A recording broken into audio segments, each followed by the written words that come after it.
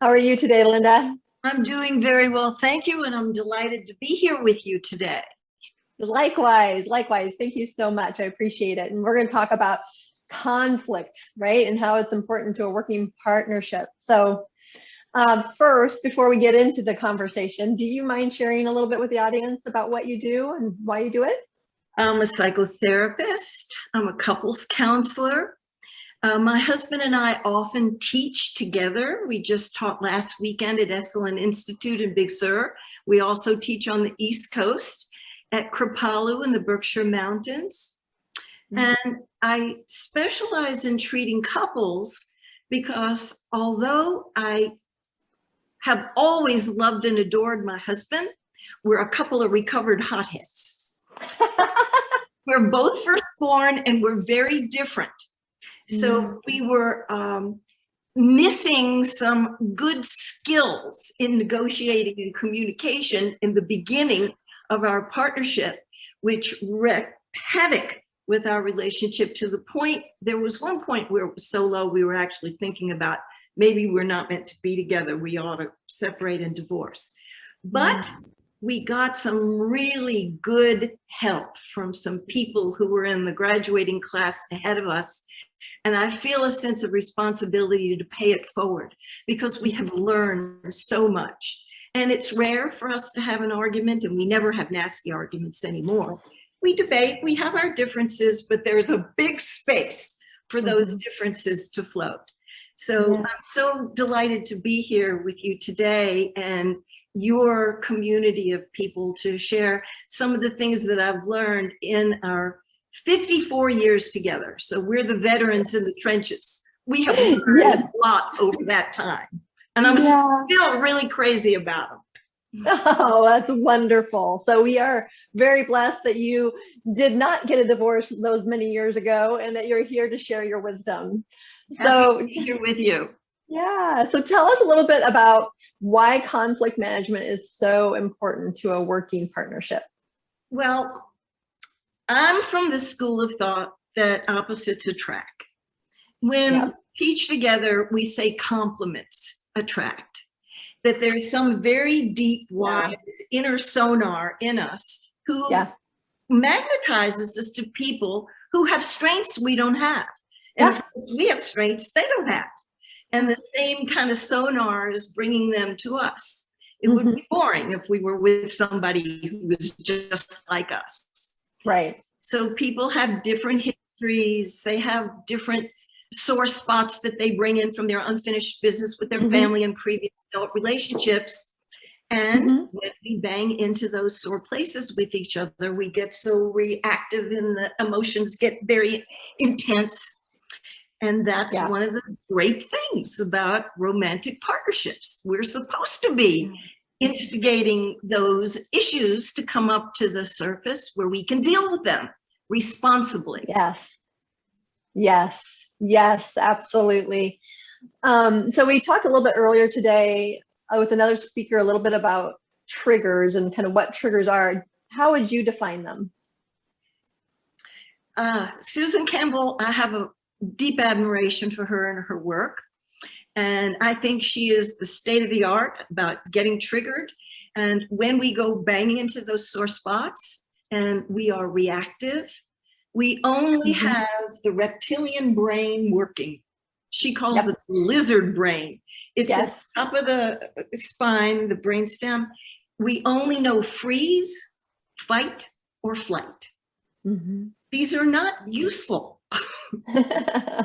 on the long term, because if we run away or we're frozen or we're fighting back, we're not getting down to the real issues.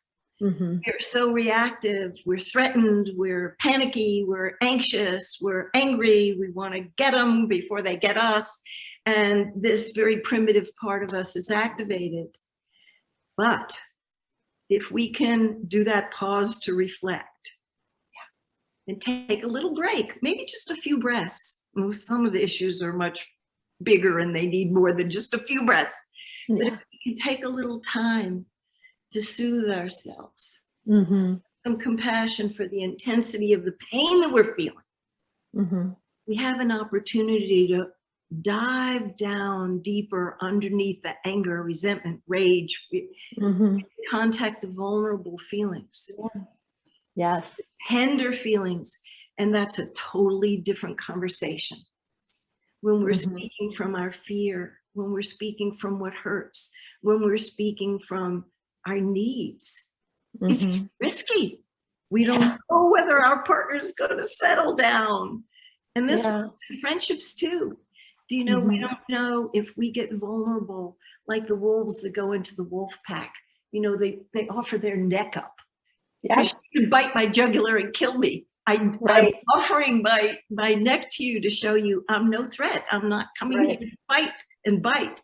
And if we can get vulnerable, vulnerability invites vulnerability, but it doesn't guarantee vulnerability from the other person. So it takes true. Courage and self-discipline to do it. But it's very powerful when we practice, practice, practice. And we do this frequently enough so that it becomes part of us, that we don't stay reaction machines. We can be responsive rather than reactive. The neocortex is working for us that has so many creative options available to us. Yes. And when we're in that fight or flight, we're not being creative. And so if we can get back into that vulnerability, absolutely. And when we react in these ways that are unbecoming, what would you say, like, how does it impact the caring and respect in the relationship? When we're reaction machines, the trust goes down and people are more protective of their heart. Yeah. So the love that wants to express itself, the caring that wants to express itself, the generosity that wants to express itself gets contained rather than flowing back and forth between the two people. So there's a lot at stake here. Yeah. You know, there's so much at stake. And people, I find it of all ages, it's not just the young 20s just falling in love.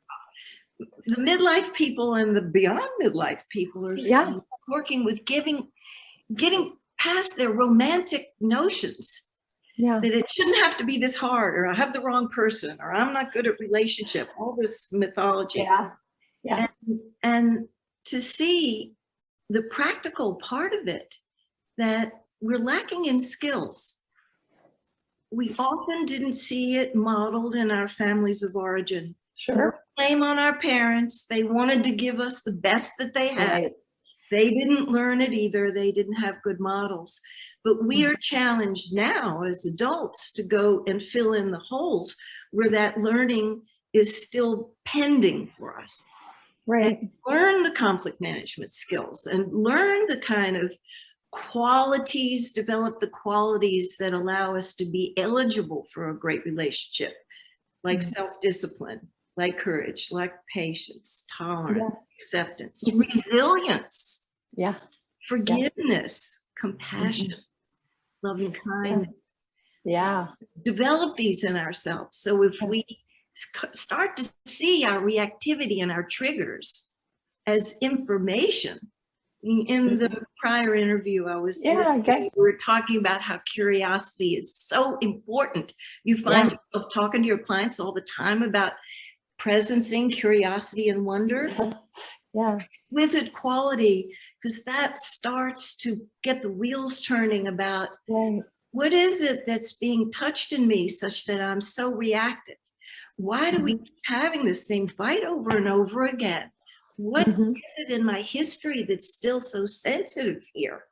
When we have compassion for ourselves, we can have more compassion for others. Absolutely. And you also kind of mentioned some of the things that we want to cultivate. And, you know, is that whole idea of we're going to get more of what we focus on, right? The attention bias. And so if we focus on everything that's going wrong with our relationship, we're going to see more, or with our partner, we're going to see more of what's wrong. But if we focus on what we want, what do I want to create with my partner? What is that going to look like? What kind of family, what kind of home, what kind of marriage relationship can we create? But in order to get to what you want to create, it's that self-reflection that you're talking about and asking those curious questions why did I react that way? Why do I keep doing the same cycle, so that we can unpack it all. Do you have some advice for somebody who maybe they're kind of frustrated with their partner's behavior, their partner's being very reactive? Was there anything that they can do to change the situation? I would say working with themselves, because when the other person's triggered, it tends to trigger us. To soothe ourselves, to take a break, to do whatever we need to do to settle down our own, frightened inner child. We're in a better position to be able to soothe the other person. And timing is really important, because they may need more time than we think they ought to take to calm themselves down. Sure. Yeah. But when both people calm down, then you can have a conversation about what the hell just happened there. Why did we get so upset? Let's both look at what it is that was in the unconscious that was rearing up, that fearful reaction in each of us. And that's a fruitful conversation when people are willing to look, willing to be responsible, being willing to risk, showing their vulnerable parts. And I always love this phrase that I learned from John Amadeo, as also a friend of Susan's and mine: share the pain, not the blame. If we can speak about what hurts, it sometimes can slick the way for the other person. We give what we want to receive. If we can share our pain, they can speak about their pain. If we can be forgiving of self and other, it often invites forgiveness. Right. If we're deeply looking and making some connection of the dots and having an epiphany and understanding, that often stimulates in the other person that they connect the dots. And then that is a kind of a successful making meaning of the suffering. If there's anything I hate, it's meaningless suffering. We have to suffer some in life. Some of the arguments that we have are very painful. And if we can make some meaning by learning from them, it makes them worthwhile. And these people who are in our life, these people who are really close to us, because they're supposed to point to those places that need to grow, that need to heal, that need to come up to conscious awareness. Yeah, absolutely. Absolutely. So what would you say are some important qualities to creating, like personal qualities, to creating the kind of the high level relationship that everyone wants to create? I think awareness is way up there on the top. Yeah. I think kindness and generosity are way up there on the top. Yeah. I think courage, sometimes I put courage as the very first one. So it's scary to be vulnerable when your partner's frustrated, upset, or not behaving their best, right? But to put yourself out there and I'm still going to do it so that I can create healing. That can be the impetus for, hey, I see where I reacted to you actually because it was similar to what happened to me when I was 5, and I put that meaning on you, and I'm sorry. Right? Yes. That's scary. It takes courage. It takes a lot. And I'm very fond of this phrase that fearlessness is not the absence of fear. It's being committed to something that's bigger than the fear. Right. So if we're committed to having a fabulous relationship with our partner, and that we make that a high priority, and we're really clear, that is going to help us to grow the courage that we need to bring up the tough subjects and not be avoidant. Right. A lot of temptation to be avoidant.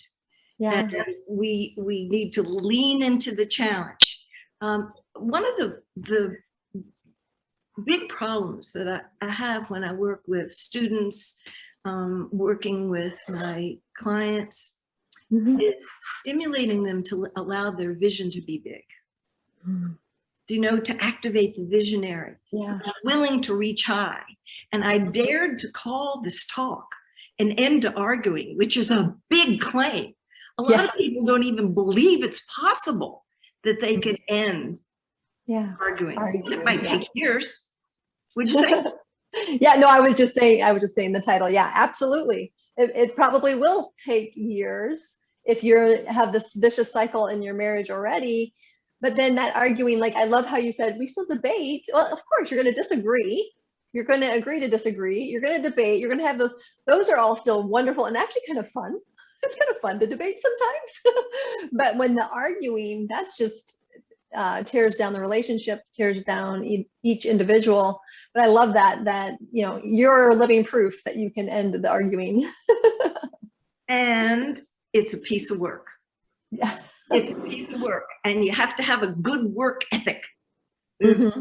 Have a powerful commitment.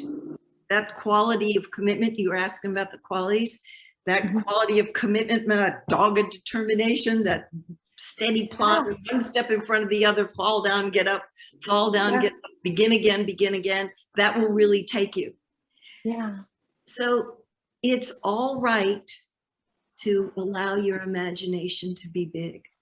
Have a very grand vision for your life and a very grand vision for your relationship, as long as you have intention to match. Yes. I love that. That's so true. So true. So, we're taking this big sisters couple that's arguing all the time. They need to repair after conflict, right? So what are some of the top things that you would recommend to keep in mind when you're seeking to repair after a conflict? First of all, to realize that you can't stop the waves from coming, but you can learn to surf. Life is going to deal you blows, but resilience, part of resilience is bouncing back up. Like that toy that we have when we were kids, you punch and it goes down and it comes back up, the inflatable toy. Repair is the coming back up. The argument might knock you down. You notice that you feel wounded and you feel hurt and you're frightened and you want to run away or you want to get revenge or whatever the little mean-spirited part of you wants to do. But to remember that every great relationship, both of them are champions of repair. Repair is apology, sincere, thorough apology.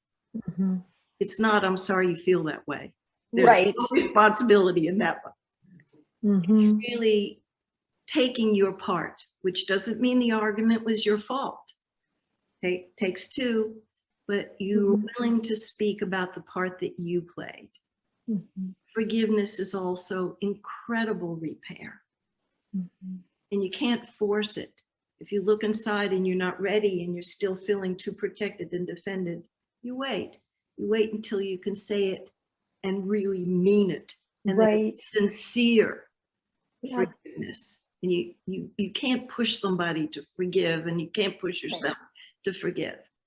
Right. I'm also fond of the do-over. We have this conversation again. I really want to start it again. I want to get off on a good foot. I forgot to say, would this be a good time to talk?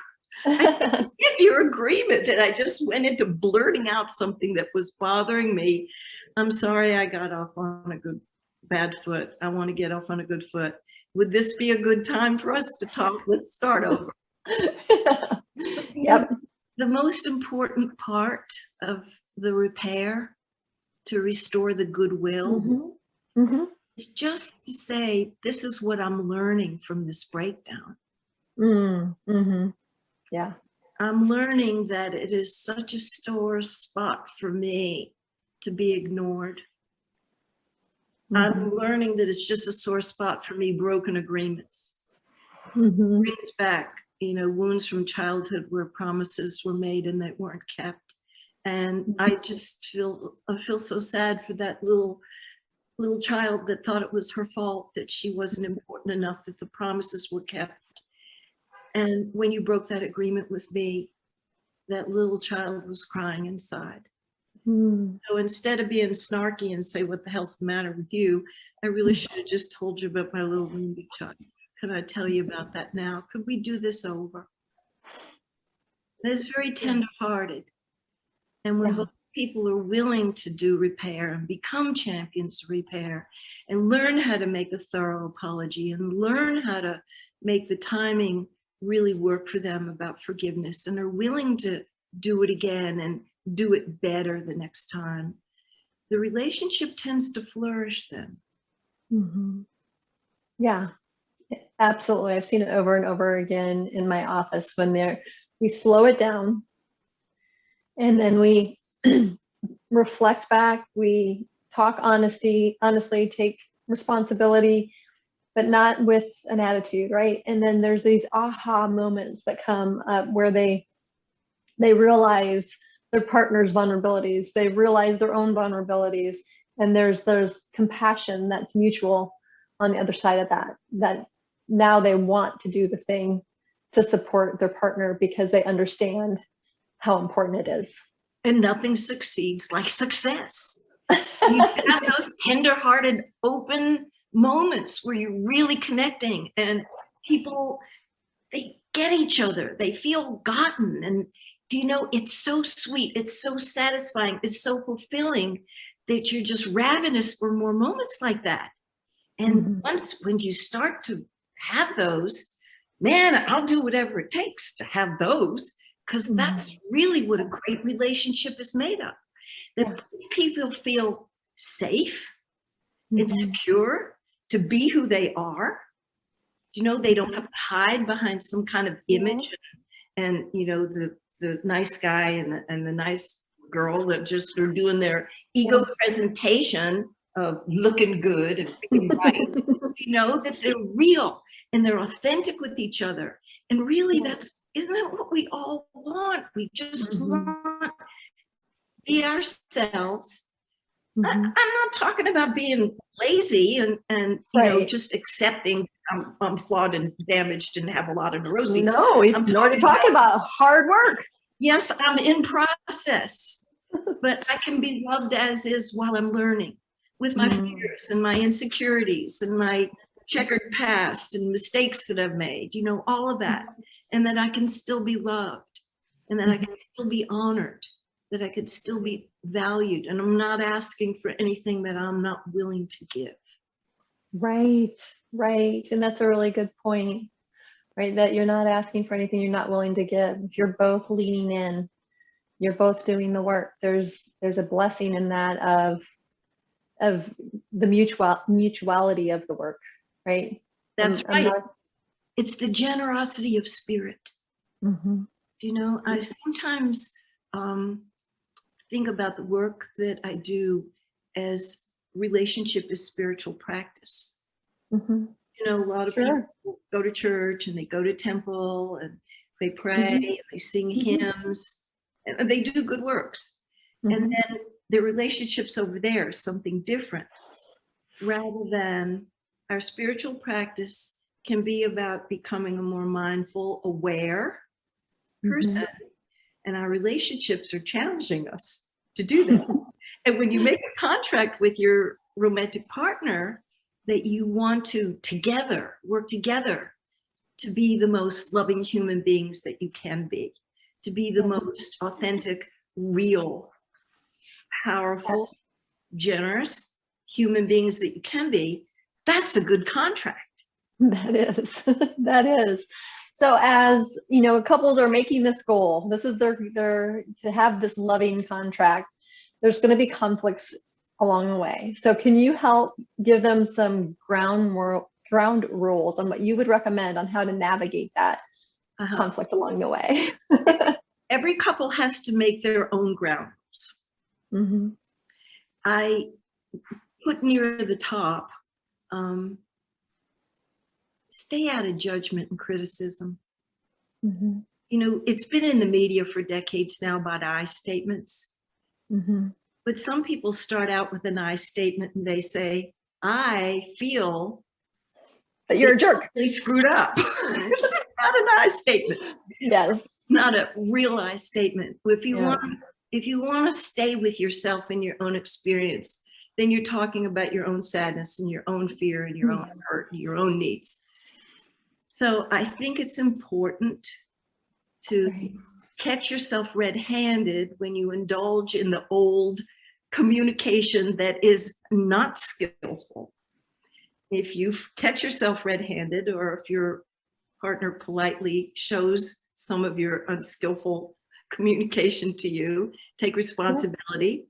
If you mess up, and do a do-over, and you go back to responsible communication. So Right. I think people speak too critically, too judgmentally.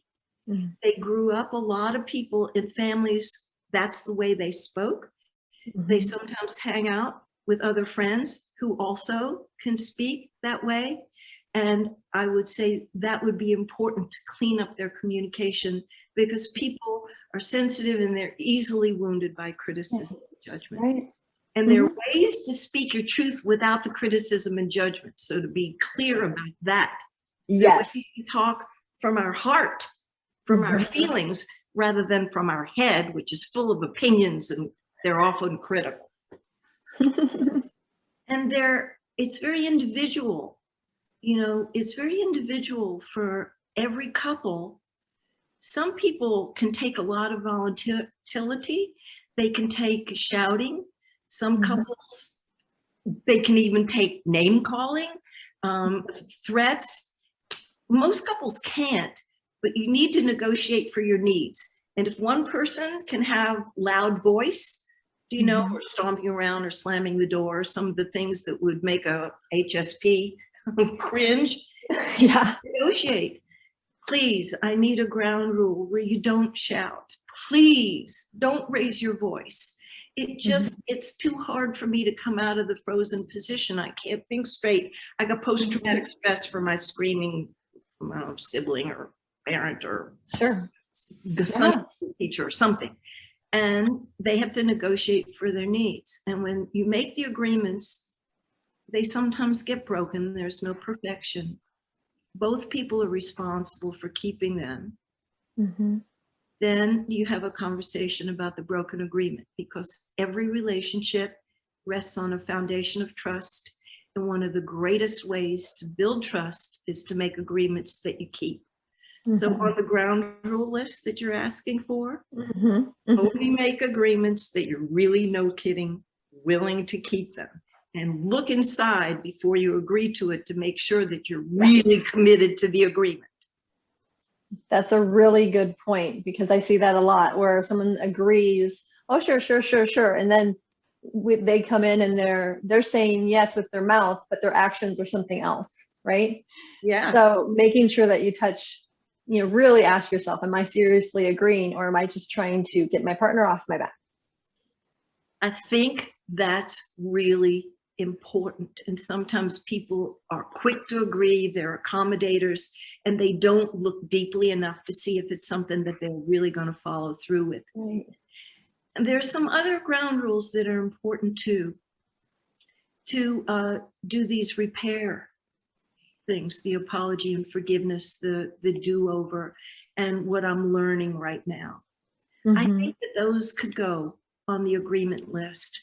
Yeah. But, you know, I think people know intuitively what they need as their guidelines. And I always am working with people about write them down. Don't make the list too long. If you start getting past 10, they can feel overwhelming. Narrow it down to the things that will most facilitate your opening up to reveal rather than conceal.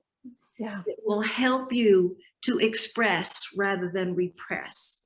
That will help you to connect rather than protect. These are what will help me to feel not just safe and secure, but also challenged. You know, you have too much safety and security, you're root bound. If you have too much challenge, the anxiety's through the roof. Right. You know, you got to find that sweet spot in between, and it's different for everybody. It's different for the two members of the couple, and they have to negotiate that space to find what will work for them. Mm. Yep, that's perfect.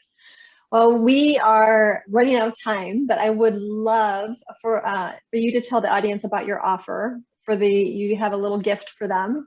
Do you mind sharing a little bit about that? I would love to. My husband and I have written 4 books so far published, and we have 2 more that we think are coming out next year. One of them is about conflict management.